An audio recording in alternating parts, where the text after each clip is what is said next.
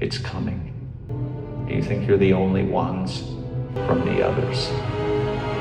Full on spoiler alert, Captain America Brave New World का post credit scene early premiere से leak हो गया है एंड इसमें एवेंजर्स डूम्सडे को पूरी तरह से कर दिया गया tease and I am so fucking excited for this. So अगर मूवी का मेजर स्पॉइलर नहीं चाहिए तो वीडियो यहीं बंद कर दो एंड इफ चाहिए देन हेलो गाइस, मेरा नाम है हिमांशु, वेलकम टू बस बीम, जहां मार्वल की हर खबर सबसे पहले मिल जाती है। सो शुरू करें।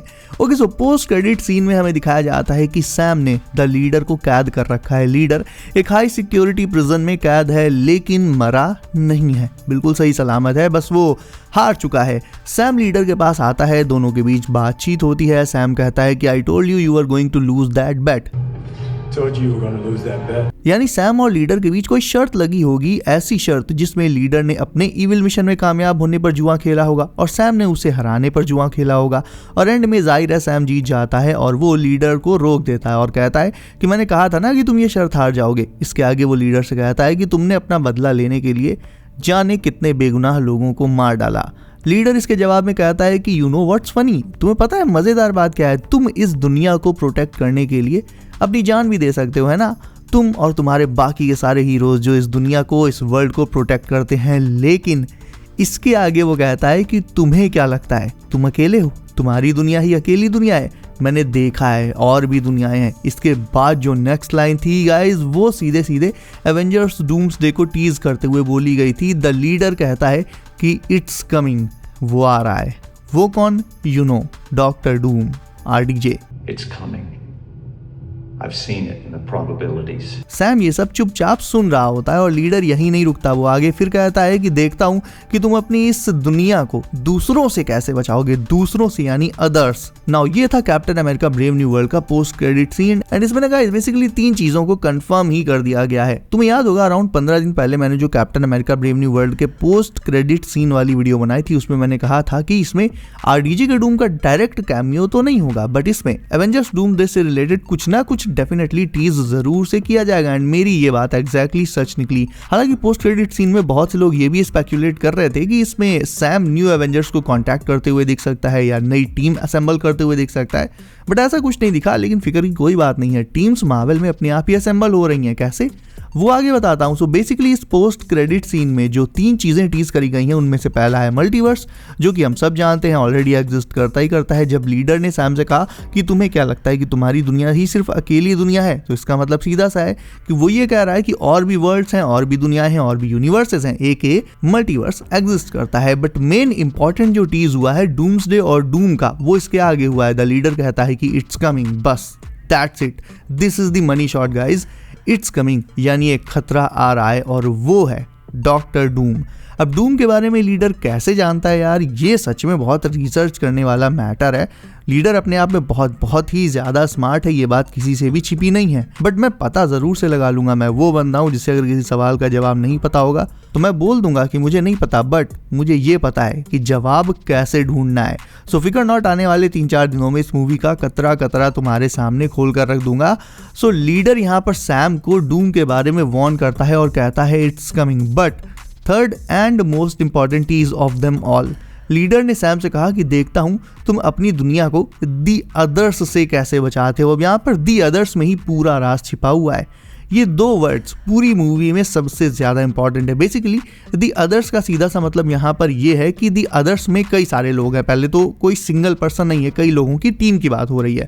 और ये अदर्स कौन है? वेल मेरे ख्याल से ये वो इविल एवेंजर्स हो सकते हैं जो डॉक्टर डूम की टीम में शामिल होंगे और उसके साथ आकर अर्थ 616 पर अटैक करेंगे। इसके अलावा मेरे माइंड में एक बार को ये भी पॉसिबिलिटी घूमी थी कि कहीं ये वर्ल्ड वॉर हल्क का टीज तो नहीं है, बट जैसे ही मैंने ये सुना कि यहाँ पर अदर वर्ल्ड्स, दूसरे यूनिवर्सेस को मेंशन किया जा रहा है, ये पॉसिबिलिटी तुरंत ही खत्म हो गई। वैसे भी World War Hulk, Armor Wars, Midnight Sons, ये सारी स्टोरी लाइन्स काफ़ी बड़ी हैं और देखा जाए तो मल्टीवर्स सागा 3 साल में खत्म हो जाएगा, यानी इन स्टोरी लाइन्स के लिए अब वक्त ही बचा नहीं है। मार्वल को फोकस करना है डूम पर, डूम्सडे पर एंड सीक्रेट वॉर्स पर, क्योंकि ये मार्वल कॉमिक्स की सबसे awesome and biggest story lines में से एक है, मे बी बिगेस्ट ही है। सो इसे परफेक्टली शोकेस करने के लिए मार्वल कतई भी किसी दूसरी स्टोरी पर फोकस करके खुद को इससे डिस्ट्रैक्ट नहीं करना चाहेगा। And captain America Brave New world इसी बात का सबूत है, क्योंकि अल्टीमेटली इसके एंड में इसके पोस्ट क्रेडिट सीन में डूम और मल्टीवर्स को फाइनली टीज कर ही दिया गया। ये टीज भी ठीक वैसा ही है जैसा हमने बैटमैन वर्सेस सुपरमैन में एंड में देखा था, जब लेक्स लूथर प्रिजन में था और बैटमैन उससे बात करने आया था। तब लेक्स ने बैटमैन को बताया था कि बेल बज चुकी है और उन्होंने आवाज सुन ली है और वो आ रहे हैं, वो यानी dark side. The bell's already been rung, and they've heard it. यानी बिना दिखाए ही यहाँ पर डार्क साइड को टीज कर दिया गया था और बाद में वो आ भी गया था। सेम लूथर की तरह मार्वल में लीडर ने भी डॉक्टर डूम को टीज कर दिया है कि इट्स कमिंग, और अब मैं देखता हूँ कि तुम दी अदर्स से अपनी दुनिया को कैसे बचा पाते हो। So the others might be evil Avengers, जैसा कि मैंने बताया, या फिर हो सकता है लीडर यहाँ पर अदर यूनिवर्सेस के मेन एवेंजर्स की बात कर रहा हो। यानी वैसे तो वो एवेंजर्स इविल नेचर के नहीं होंगे, बट मैंने तुम्हें बताया था कि इनकर्जन्स तब होते हैं जब एक यूनिवर्स की बाउंड्रीज दूसरे यूनिवर्स से टकराती हैं, और ऐसा होते ही दोनों यूनिवर्सेस डिस्ट्रॉय हो जाते हैं। ऐसे में अगर किसी एक यूनिवर्स के हीरोज दूसरे यूनिवर्स को इनकर्जन से पहले ही डिस्ट्रॉय कर दें, यानी टकराने से पहले ही खत्म कर दें, तो उनका यूनिवर्स तो एटलीस्ट सेफ रहेगा। सो हो सकता है अर्थ 616 यानी हमारी मेन सीक्रेट टाइमलाइन, इसकी तरफ कोई दूसरी अर्थ, कोई दूसरा यूनिवर्स तेजी से आ रहा हो और टकराने ही वाला हो, इनकर्जन होने ही वाला हो, जिसके चलते उस दूसरी अर्थ के जो अच्छे हीरोज हैं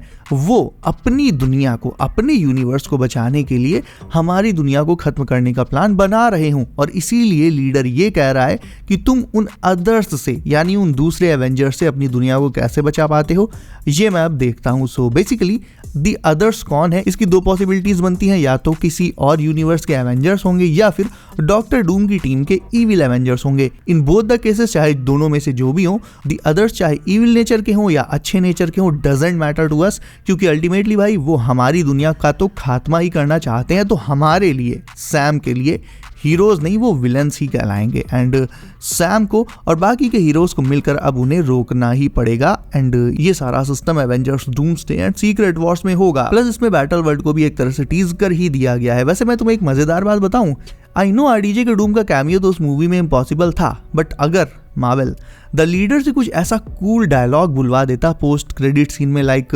तुम्हारी तबाही का दिन अब आ रहा है और वो होगा तुम्हारा डूम्सडे, यानी लाइक ऐसा ही कोई ऑसम डायलॉग बुलवा देते जिसमें डूम्सडे या बैटल वर्ल्ड ऐसा कोई वर्ड मतलब प्रॉपर द लीडर के मुंह से निकलता, तो ये टीज ना और बेटर हो जाता। ये एक तरह से इतना लेजी राइटिंग वाला मैटर ना लगता, बट कोई नहीं, इस टीज से ये तो कंफर्म हो ही गया कि हाँ, डूम्सडे की शुरुआत अब ऑफिशियली हो चुकी है। We are moving towards doomsday.